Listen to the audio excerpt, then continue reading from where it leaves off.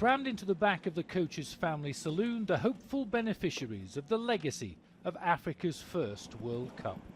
On the way to training, two young lads from Somalia, one from Malawi and a fourth from the Democratic Republic of Congo, all now living in South Africa.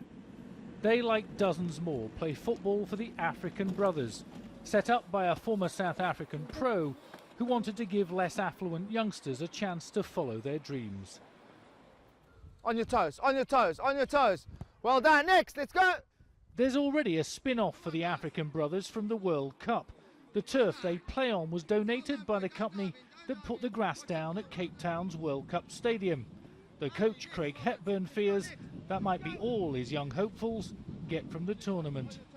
Now, once the FIFA World Cup roadshow is over, where does that leave these youngsters if there weren't coaches or if there weren't people dedicated to the game? And I'm not just talking for myself, there's other coaches in the townships who are so passionate about the game, who go out there every day, who don't have the knowledge, who don't have the equipment, who don't have the balls, and they just, you know, coaching the kids with one ball.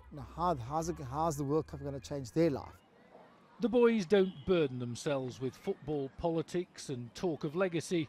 They're just excited the World Cup is now so close.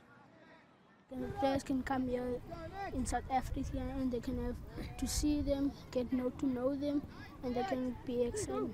I'm glad it's finally here. Has it been a long wait? Yeah. And what are you looking forward to most? Seeing my country be the new World Cup champions. It's like going to be Drogba, Torres, Rooney.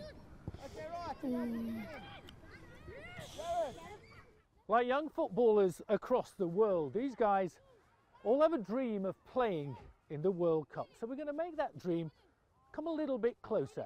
We're going to have our own World Cup final here in South Africa now. England against South Africa. Come and get them, boys!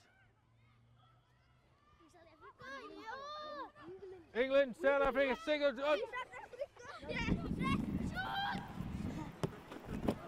For the record, this particular World Cup final finished England 6, South Africa 1.